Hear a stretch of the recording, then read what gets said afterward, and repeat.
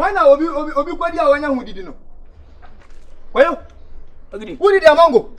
Obi kwadi odoma kuma dia lumba kan wanti ade ya no ayan toto. Medi nipa.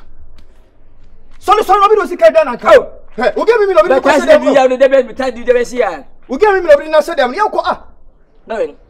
Mimi. Mimi twa ko pa gare ni adua obi di na ko la dem. O to ade abasi se janju. Edem no to ade. Sorry be si ya ko obi do sika dan anka. Wan ni sadem. Be bi minim no. Be si ya ko. Enemy na kwasa wo.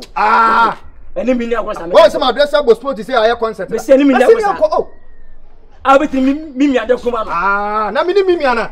Oh, be se mi anko. Obi mimi da there. Aye ko. Ogidi che. E ma mfa bu phone wati. Uni se me ko honye. Fe me mpisa me wana mango kwa mimi yanko. Oh. Obi ni mimi da. Obi ni da. Oh. Ogidi.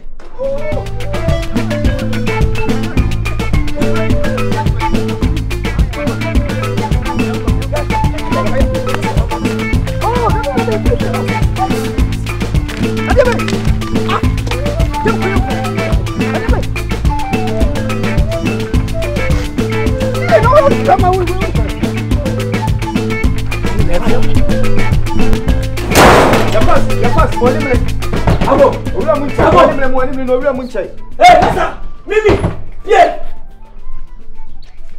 Ya bibi. Abe,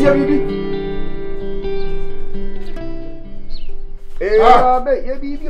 Dia asem. Simon. Hey, Kache. I don't know about me promise. Dia asem. Sebe.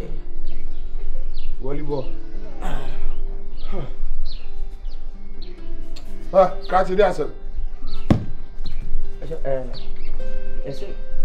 Me ba. Oh, ono. So yira ba ha. Wa be free ha. Get kokon. Me pese me yire.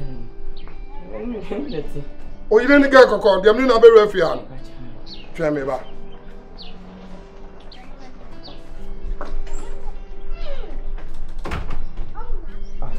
Hey. Edieni.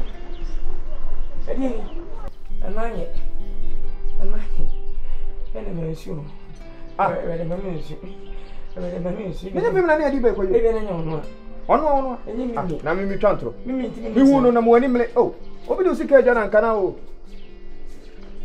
Wow. Eno no. Mo ani mle ye bibi. Mimi. Ate say. We okay. Oh, free. We okay. Ukru no. Ni me. So ade awaye wo. Oh, wada. Wo ba nka so ba. Se boni bi ani. Abase yi ni no.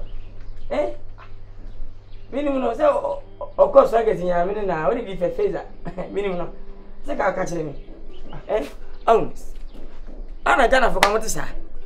Jana me nti bi wa jimi dodo. We have a catch him setting cha. When me yire denti me na ide. E se o muna ma kun siga no we se bi na sika wo no a. To na mu sian fa ba. To na fa kwa family o. Na afi abaka ba no. Na mu ni pa nyinewu. Ni aba se obi a shede. Na wo de. Fa. Pie kokko da jimi no. Ko we ya. Ofana we. Ko. Na wonu mo nkwan moja wo mana. Kwankwan sase mo no. Obi ya yi se me ko. Kwankwan sase na ide. Ana ade. Eti wele di kokko. Woni mi. So hu, we me ban menya abotra. Ana mo ko mi kunwa. Kami ko medical kun. Kama kun dada. Mi ka se me kunwa. Me boba ko pa be wu. Minim sa me me ka ba ka me ka kun first. Ha. Mo ko to so wi afem. Me da se. Man fa dia mo. O ya de. O ba afem, na me fa ko. Sa kwan de o me ti no. Ha.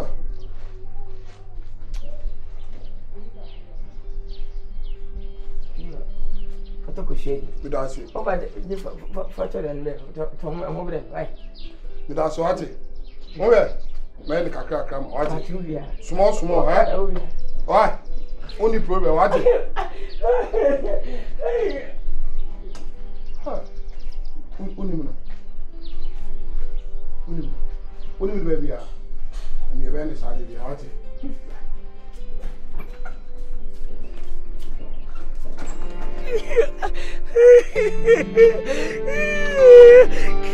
Yana military. Yana military. Yana military. Yana military. Yana military.